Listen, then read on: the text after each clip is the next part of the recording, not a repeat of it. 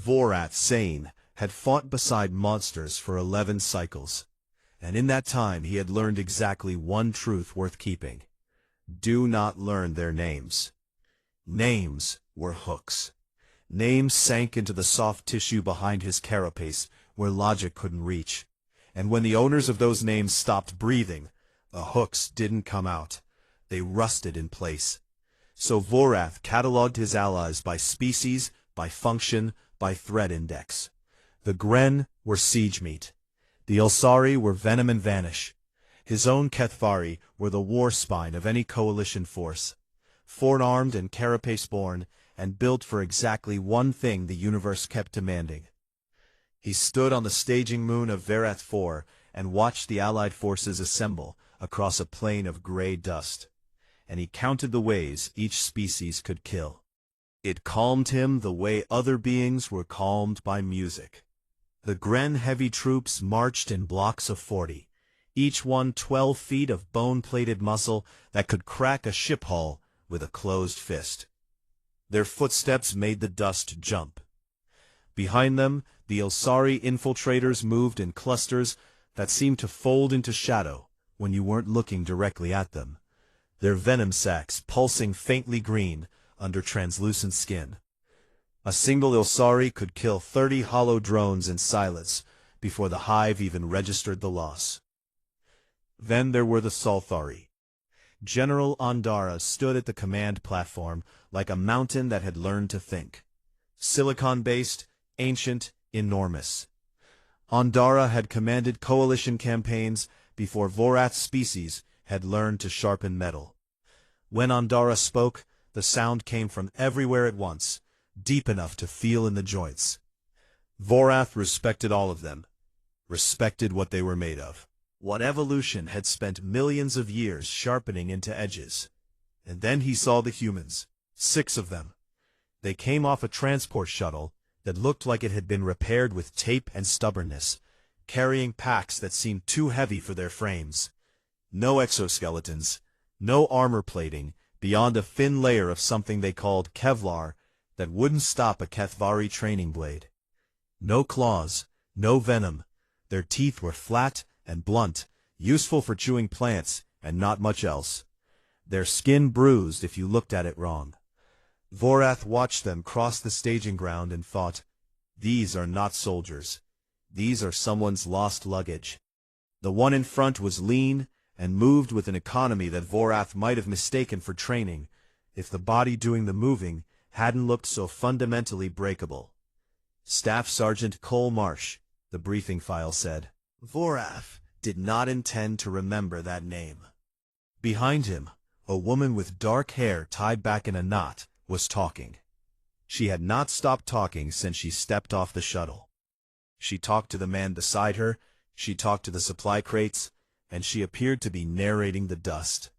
Combat medic Lena Voss. She looked like she weighed less than one of Vorath's arms. The youngest one, a kid really, by any species standard, was grinning. Not smiling, grinning. The kind of wide, teeth-baring expression that among Kethvari signaled either territorial challenge or brain damage. He hoisted his pack higher and said something that made Lena laugh, and the quiet one beside him, a thick-armed man carrying demolition equipment, shake his head without looking up. The last was a woman with short-cropped hair and a comm unit already pressed to her ear, speaking in what Vorath recognized as Solthari trade dialect. She also appeared to be insulting someone's parentage in it, which was impressive, given that Solthari reproduced through mineral fusion and didn't technically have parents. 6. Against the Hollow. The Hollow, which had eaten the Therix cluster. The Hollow, which digested civilizations the way a fungus digests a log, slowly, completely, from the inside. The Hollow which adapted to every weapon and learned from every battle, and never ever stopped. 6 soft little creatures with flat teeth. Vorath turned away. The war briefing lasted 3 hours. General Andara assigned sectors with the precision of a being that thought in geological time. The Gren got the central breach corridor, meat against meat, the kind of fight they were bred for. The Ilsari drew tunnel infiltration on the southern ridge, Vorath's Kethvari were tasked with heavy assault on the eastern flank, 4 squads deep, rotating on a damage cycle. The humans got Sector 7 North, a flanking position so far from the main push, it was practically a different war. Afterthought duty. Guard the luggage duty. Vorath watched the human sergeant, Alcott, the one with the comm unit, translate the orders for her squad. She did it cleanly, accurately, and then added a word at the end that Vorath didn't recognize. 3 of the alien delegates turned their heads. A Gren captain blinked all 4 eyes. Vorath later learned the word was a human vulgarity so structurally creative that it had briefly overloaded a Devani linguist's translation implant. After the briefing, the one called Marsh approached Vorath. He was short. Every human was short compared to Kethvari, but this one seemed to condense the shortness into something deliberate, as though he had chosen to take up less space and was daring the universe to fill the rest. He stood in front of Vorath, 8 feet of war-hardened carapace, and did not look up. He looked straight ahead, at the center of Vorath's chest plate, and spoke in a voice so level it didn't seem to come from a living thing. "Patrol overlaps," Marsh said. "Your eastern runs cross our northern perimeter between 0300 and 0500. We should coordinate."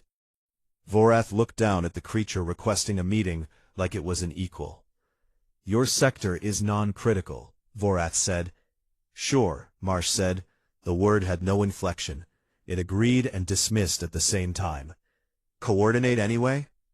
Vorath agreed, mostly to make Marsh leave. The human stillness was wrong in a way Vorath's instincts couldn't name. Among Kethvari, perfect stillness meant one thing only: something was about to strike. The attack came 2 days early. Vorath was in his command shelter when the ground shook and the sky turned the color of infection. The Hollow's forward swarm poured over the northern ridge in a wave of chitinous bodies and screaming pheromone signals. Thousands of drone forms moving with the unified purpose of a single terrible mind. The staging moon became a killing floor. Vorath barked orders, slammed his helmet into place, and charged into formation with his squad. Around him, the coalition responded, Gren roaring, Ilsari dissolving into shadow, Salthari command frequencies humming through every comm channel at once. He spared one glance towards Sector 7 North. He expected overrun. He expected silence, or screams, or the wet sounds of soft things being torn apart. He found quiet. Not the quiet of death, not the quiet of absence. The quiet that comes right before a jaw closes. The battle lasted 9 hours. It felt longer. It always felt longer. Vorath killed with the mechanical rhythm of long practice.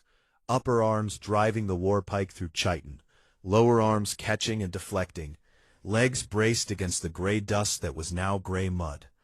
Hollow drones came in waves that had no gaps, no pauses, no moments where a soldier could breathe and remember what breathing was for. The swarm didn't attack like an army. It attacked like a weather system. You didn't fight it. You endured it, and hoped the storm moved on. The Gren held the central corridor through sheer mass, a wall of bone and fury that the Hollow crashed against like water against rock. 2 Gren captains fell in the first hour.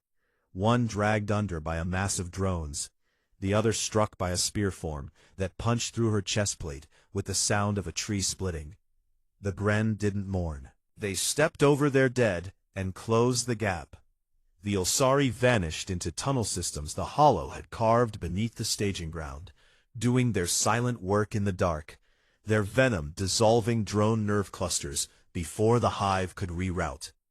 An Ilsari nest commander was consumed in the 3rd hour. The report came through comms as a series of clicking sounds that Vorath's translator rendered as, Nest 7 is quiet. Reroute assets. That was grief in Ilsari language. 2 sentences, and done. Vorath's Kethvari pushed the eastern flank with disciplined fury, his 4 squads rotating in and out of the kill zone as planned. 2 fighting, 2 recovering, a cycle designed to maintain pressure without burning out. It worked. It had always worked. Until the Hollow adapted. Halfway through the 5th hour, the swarm changed. The drones stopped coming in blind waves and started targeting officers, command signals, leadership caste. A Kethvari squad leader fell, with 3 spear forms buried in her communications array. Not her body, her comms. The Hollow had learned what antenna meant.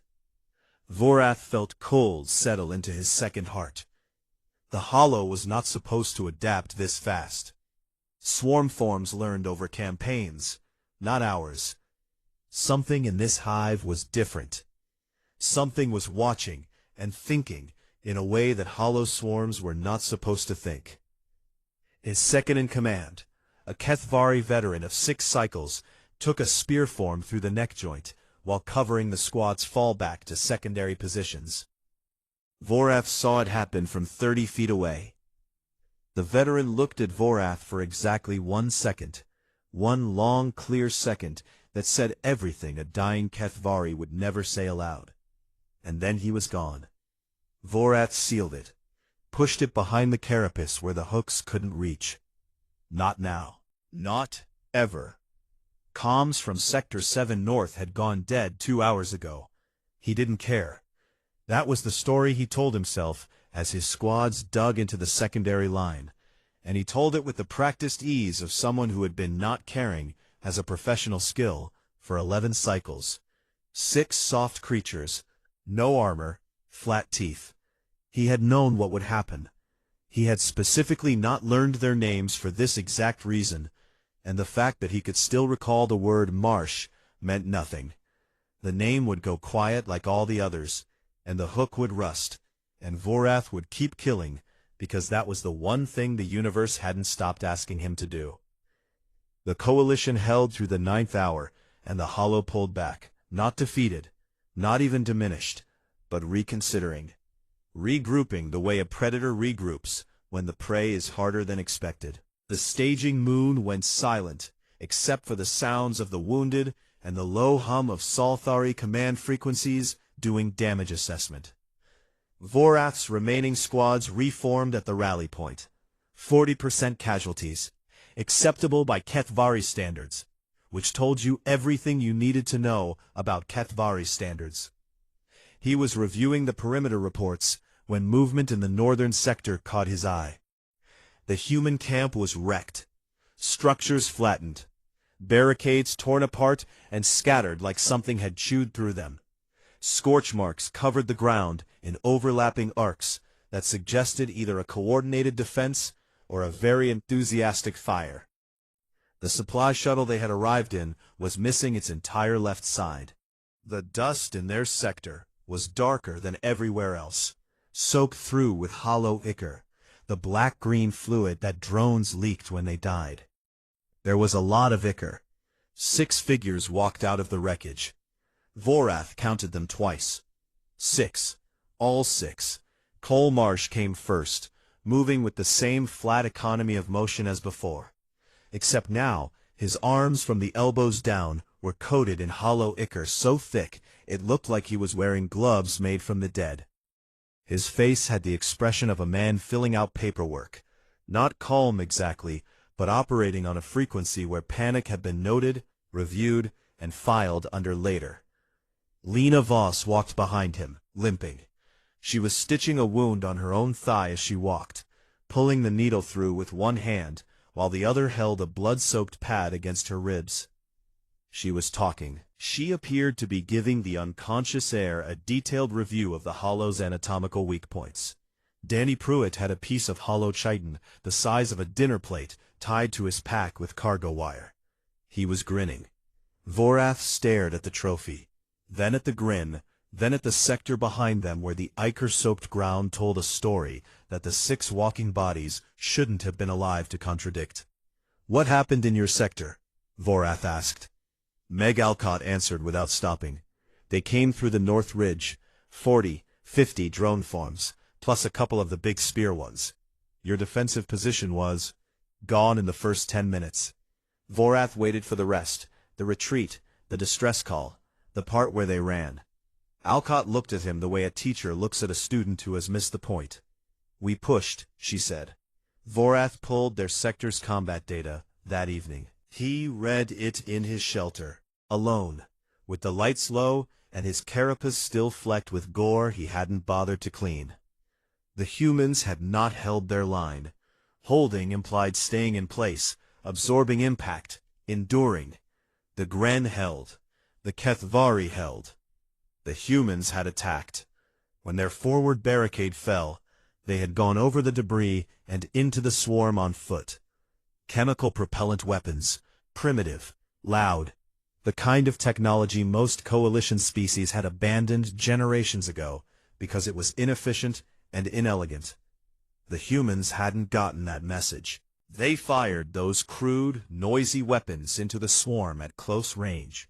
And when the ammunition ran low, the one called Ruiz, the quiet one with the demolition equipment, had gone into a hollow tunnel system that was still active, still full of drones, and placed explosive charges by hand on the structural supports. Then he walked out and set them off. The tunnel collapsed onto a hollow coordination node. 40 drones went dark at once. The swarm in Sector 7 North lost cohesion for exactly 90 seconds. And in those 90 seconds, the other 5 humans killed everything that was still moving. Vorath set the datapad down. He sat in the dark for a long time. Tail, the Devani scout, found him later. She was small and quick, and her bioluminescence shifted colors with her mood. Blue for calm, white for alarm. A deep amber for the complicated emotion her species called recognition of something that changes the shape of what you thought you knew. She was glowing amber. "They don't fight like prey," Tail said. "They don't fight like predators either." Vorath said nothing. "They fight like something that decided to be dangerous," she said, "and hasn't stopped deciding." The next morning, a revised deployment order came through from General Ondara's command platform. No announcement, no explanation, just a quiet reassignment buried in the daily logistics update. The humans were moved from Sector 7 North to Forward Advisory. Vorath read the order twice. He didn't say anything. But he noticed that his hands, all 4 of them, had gone still, the way Kethvari hands went still when something in the environment had changed from background noise to active threat, or active interest. He wasn't sure which was more dangerous. The forward push toward the Hollow's core node began on the 4th day, and Vorath found himself walking 30 feet behind 5 humans and 1 Devani scout who had decided, without being asked, that Lena Voss was the most interesting person in the war. Tail glowed a steady pale blue beside the medic, the 2 of them talking in a mix of trade common and hand gestures that had developed its own grammar over the past 48 hours. Lena talked about chemical compounds and wound closure rates. Tail talked about bioluminescent signaling and the 17 Devani words for different kinds of fear. They found common ground in anxiety, the way other species found it in shared victories. Vorath watched them and felt something shift in his chest that he didn't have a name for. The coalition moved in a broad front across Verit 4's surface. Gren in the center, Ilsari on the tunneled flanks, Kethvari holding the eastern push, Solthari command elements coordinating from a mobile platform that looked like a mountain had learned to hover. The Hollow resisted with increasing intelligence, its drone forms adapting to coalition tactics within hours instead of days. Setting ambushes in terrain it had reshaped overnight, collapsing supply routes with targeted burrowing attacks. It was learning faster than anything Vorath had fought before.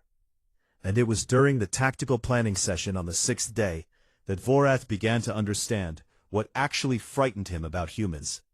It was not their softness. It was not their noise, their smell, their unsettling grins. It was the way they thought. The session was held in a command shelter with holographic terrain maps floating above a central table.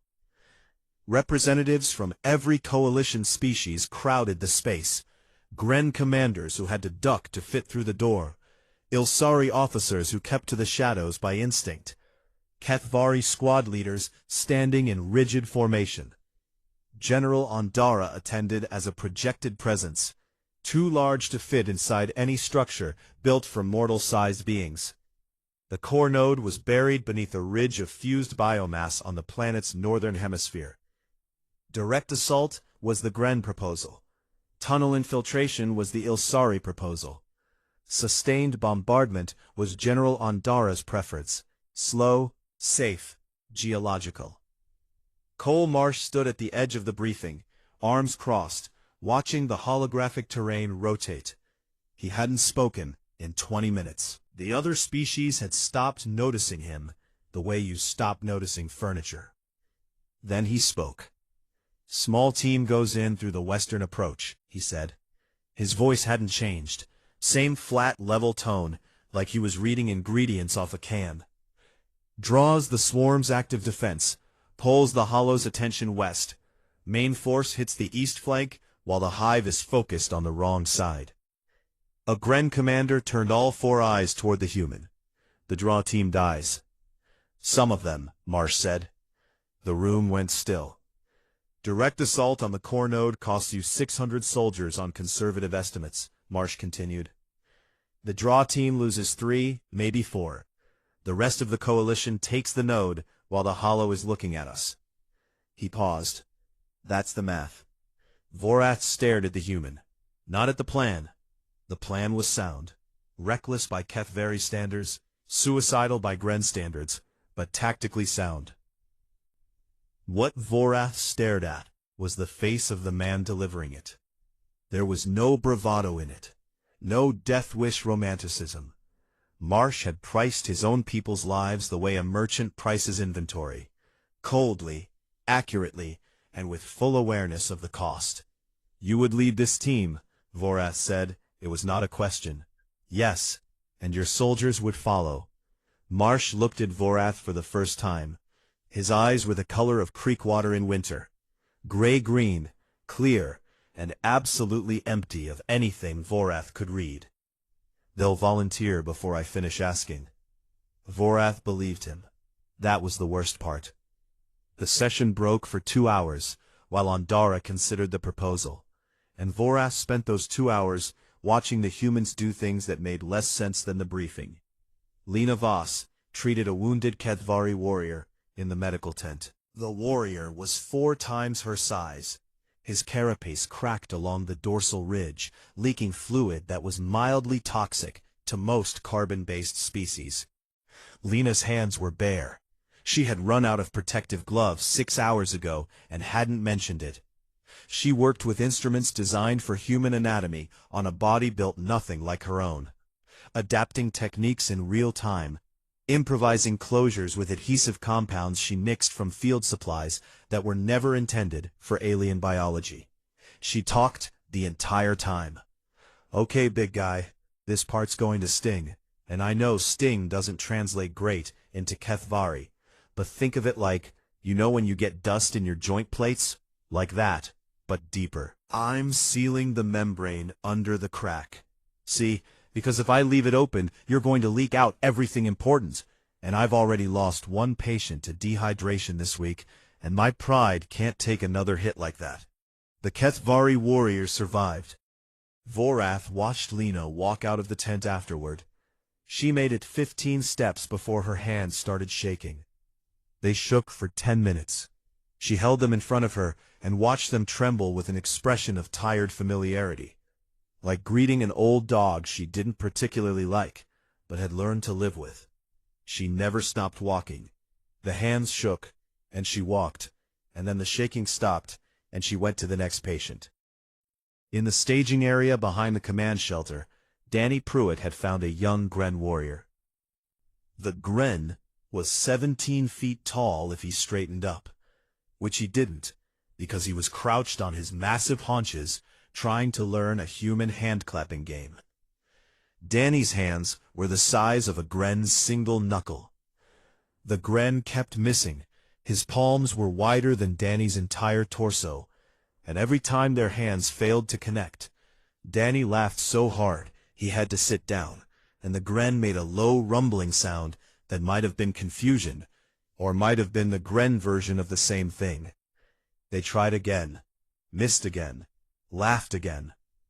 Vorath watched this small, grinning creature slapping his tiny palms against the hands of a being bred for siege warfare, and something cracked at his chest.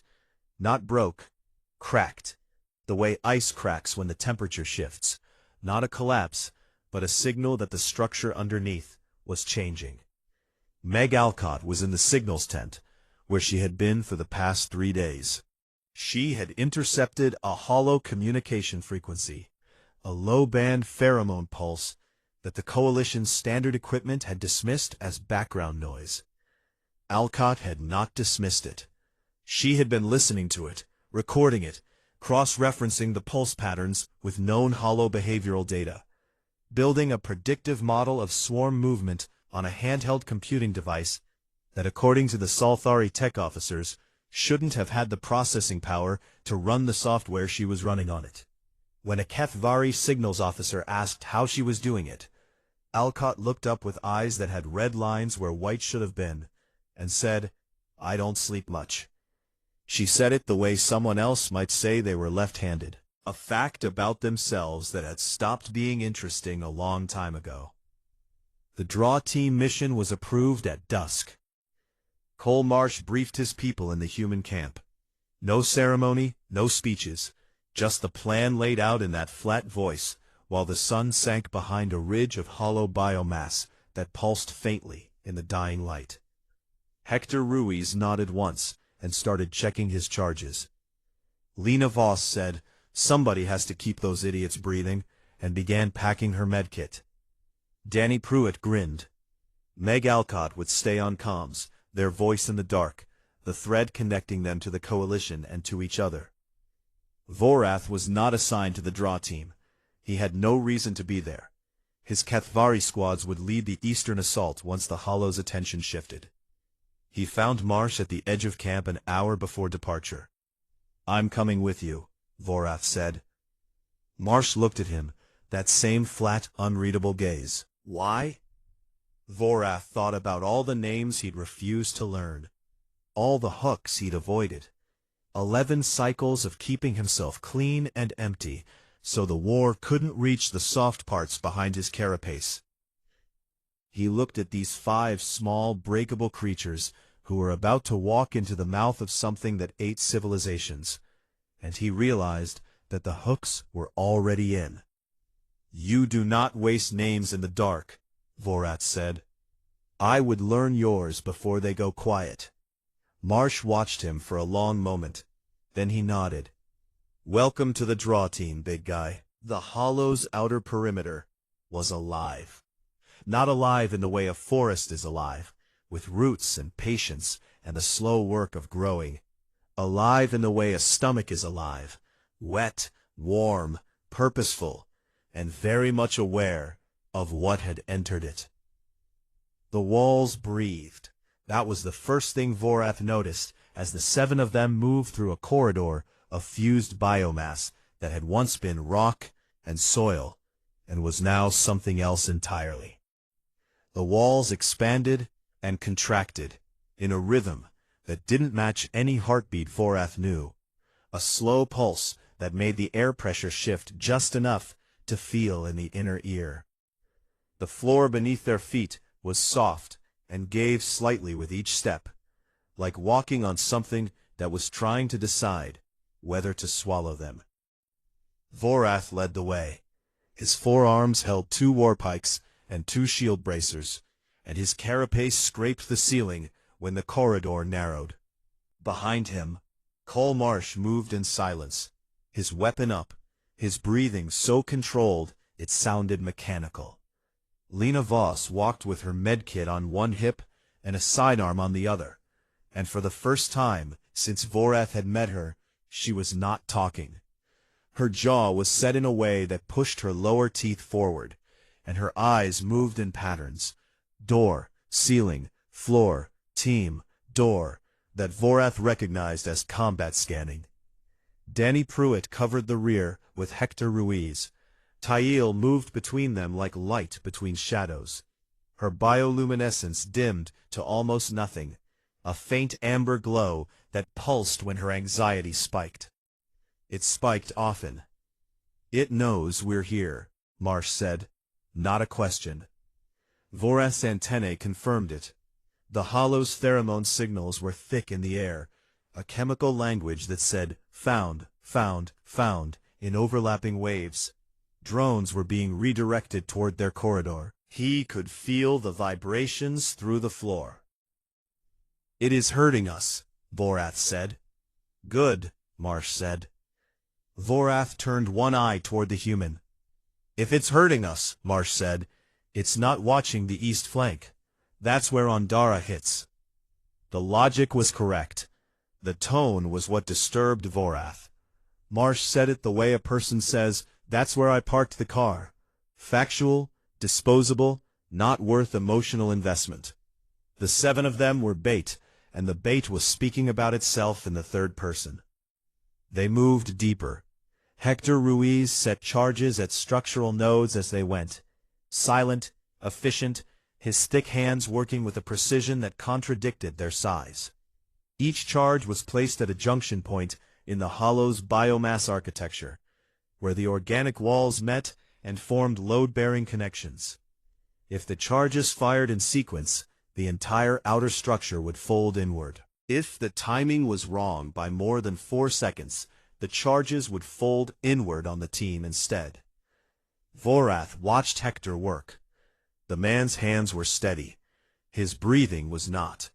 A slight unevenness in the rhythm, a catch at the top of each inhale that said the body knew exactly what it was doing, and had opinions about it that the hands had overruled. They were 2 kilometers inside the perimeter, when the hollow stopped hurting and started screaming. Not sound, not vibration. Something older, deeper, aimed directly at the place where thought became feeling. A neural attack, a focused blast of pheromone and electromagnetic pulse that targeted the fear centers of organic brains. A weapon the hollow had refined over thousands of years of consuming species who were afraid of the dark. 20 years of mental conditioning, neurochemical dampening, carapace-sealed meditation techniques designed to wall off the fear response before it could reach the motor functions. He had practiced this defense 1,000 times. He stumbled. His lower legs buckled, and for a half-second the universe became a narrow tunnel of animal terror, the walls closing, the floor opening, every shadow growing teeth. His training caught it, held it, forced it back behind the carapace with the mechanical precision of long discipline. He recovered in 3 seconds, fast, by Kethvari standards, elite-level response time. The humans had hit the floor, all 5 of them.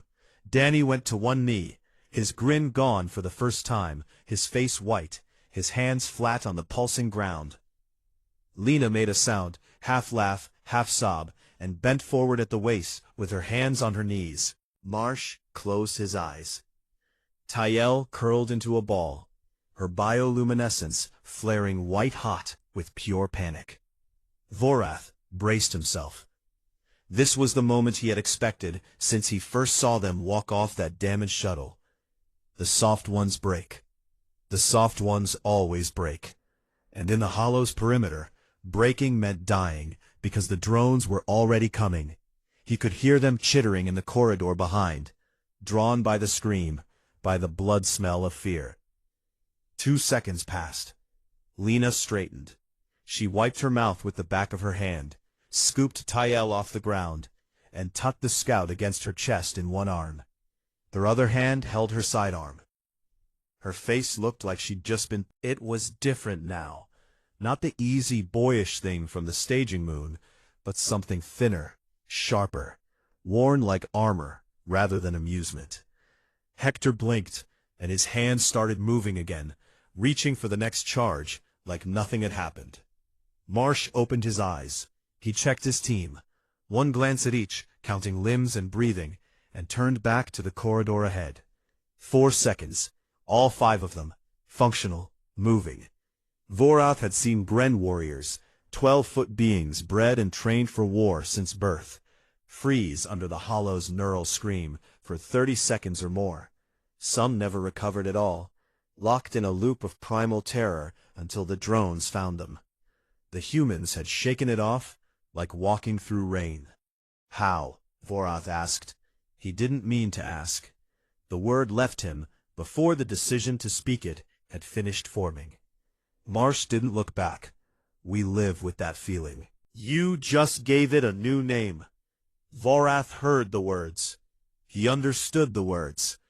And something behind his carapace, in the place where the hooks lived, shifted in a way that had nothing to do with fear. They reached the outer node. The Hollow manifested a warden form to stop them, a construct of fused biomass the size of a Gren heavy trooper, all bladed limbs and layered chitin, built specifically to kill whatever had reached this deep. It stepped out of the wall, like the architecture itself had decided to become hostile, and it moved with a speed that something that large should not have been able to move. Vorath met it head-on, all 4 arms working, pikes striking, bracers catching, his carapace taking hits that rang through his skeleton like bells. He had fought warden forms before. They were strong and fast and terrible, and they could be killed if you knew where the joints were soft. He didn't have to do it alone. Marsh flanked left. Danny flanked right. They moved around the warden form like water around a stone, firing at joint points and sensory clusters, their primitive weapons making up in accuracy what they lacked in power. The warden form turned to swipe at Danny, a bladed arm that would have cut the boy in half, and Marsh put 3 rounds into the exposed joint, and the arm faltered, and Vorath drove his pike into the gap. Behind them, the drones came. Lena set Tail down, put a surgical tool in her left hand and her sidearm in her right, and became something Vorath had never seen a medic become. She didn't fight the way a soldier fights, organized, directed, purposeful. She fought the way an animal fights when its young are behind it. Messy, raw, every movement aimed at the single goal of keeping the small glowing body at her feet alive. Hector placed the last charge. The warden form came apart under Vorath's pikes and the human's crossfire, its biomass spilling across the floor in a steaming heap. "Move," Marsh said. "Now." They ran, back through the corridor, past the breathing walls and the pulsing floor, past a dozen drone forms that Vorath and Danny cut through without slowing. Behind them, the charges began their sequence, timed, precise, Hector's meticulous hands translated into a pattern of destruction. Hector took the hit 30 meters from the exit. A drone spear form, fired from a wall-mounted node they hadn't seen, punched through his left side below the ribs. Lena was there before he finished falling, her hands already working, her voice back, rapid, technical, a stream of words that were part medical terminology and part profanity, and part something that sounded like begging. "Move," Marsh said again. The word meant something different now, not a command to the team, but a plea to the universe. The math said leave him. The mission math, the draw team math, the cold equation Marsh had laid out in the briefing room. 3, maybe 4. The math had always included this possibility. This was the cost Marsh had priced. Nobody moved toward the exit. Danny took a position at the corridor mouth and fired into the dark. Marsh covered the opposite angle. Vorath stood over Lena and Hector like a wall, the real kind, made of armor and will, and killed everything that came within reach of his pikes. "Got it," Lena said. Her voice cracked on the second word. "He moves now or not at all." Vorath reached down with his 2 lower arms and picked Hector Ruiz off the ground the way a parent picks up a child. The man weighed nothing. All humans weighed nothing. The demolitions equipment on his back weighed more than he did. The charges blew. The corridor folded. The walls screamed. A real sound this time. Not a neural weapon, but the noise of a living structure being torn apart from the inside. Vorath ran.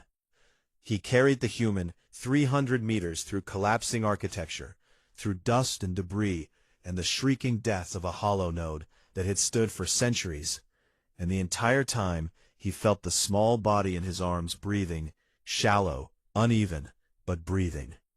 They made it out, all 7 of them, because Lena Voss had looked at the math and decided it was wrong. The core node fell on the 8th day. With the hollow's outer defenses collapsed and its attention fractured westward by a draw team that should have been dead, General Ondara's main force punched through the weakened eastern flank with the slow, grinding inevitability of a glacier. The Gren led the breach. The Ilsari poured into the tunnel systems and dissolved the hollow's internal communication network from the inside. Vorath's Kethvari squads drove the final push into the core chamber itself, where the hive mind's central mass pulsed with the accumulated intelligence of 1,000 consumed worlds. It died the way all things die when they are large and old and have forgotten what it means to be afraid. It died confused. Verath 4 was quiet after that. The wrong kind of quiet. Not peace, but exhaustion.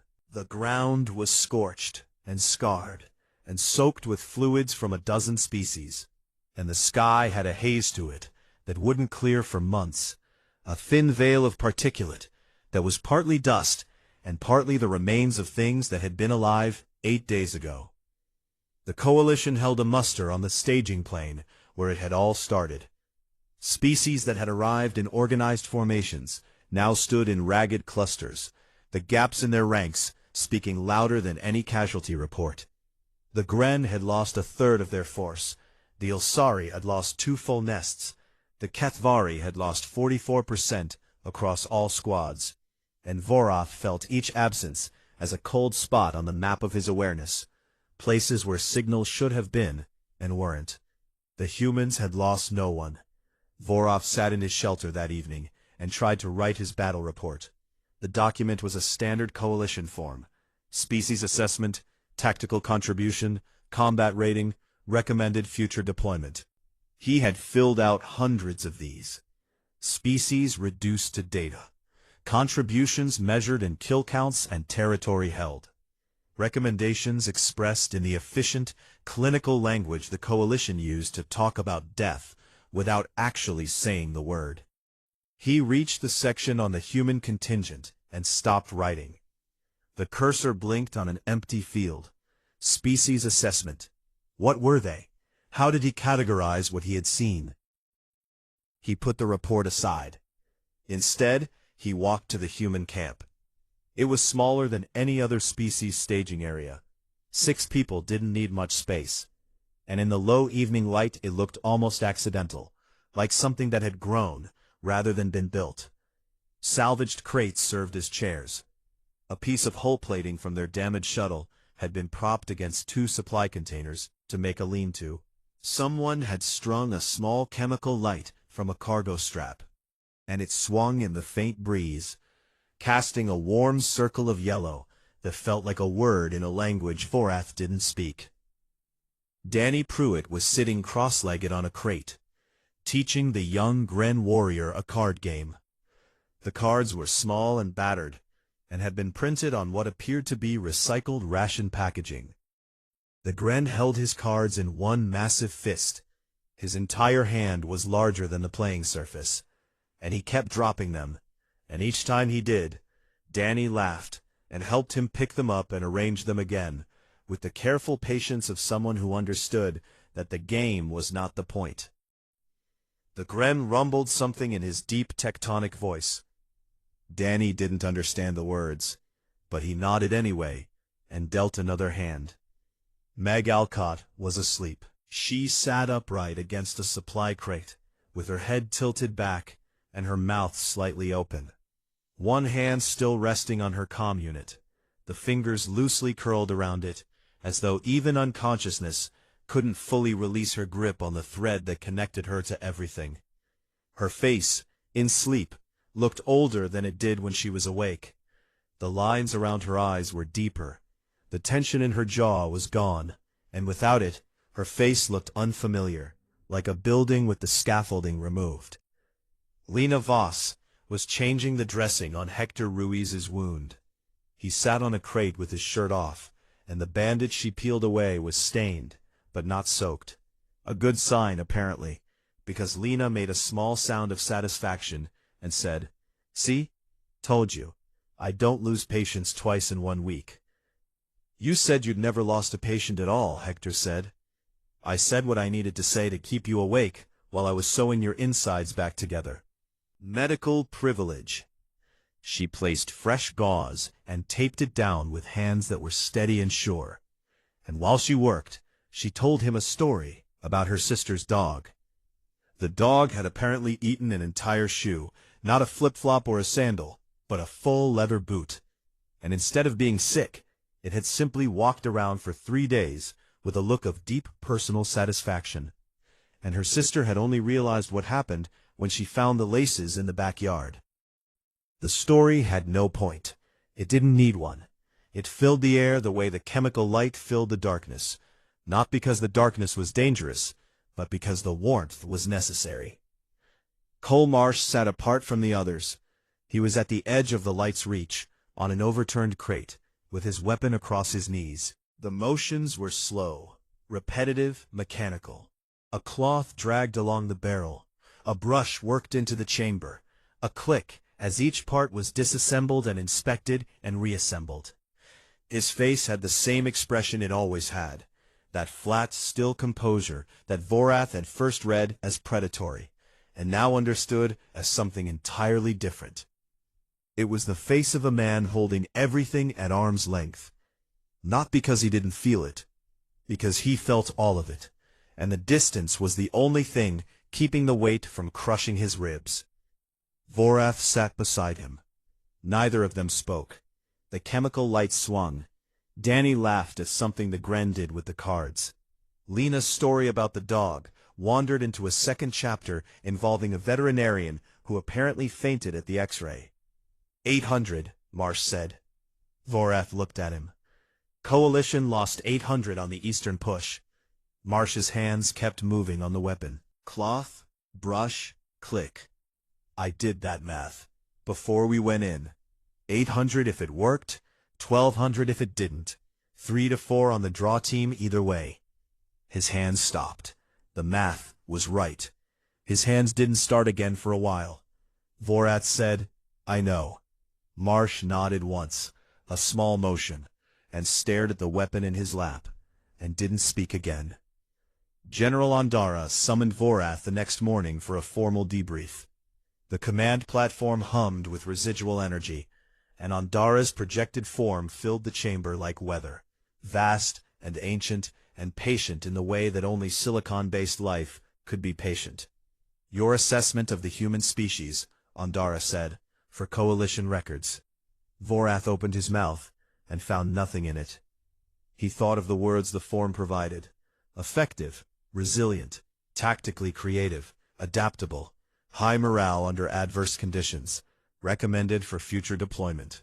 Each word was true, and each word was nothing. You could write those words about a good piece of equipment. "I will submit the report tomorrow," Vorath said. He went back to his shelter.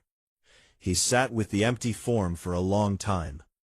Then he closed the standard template and opened a blank document and began to write.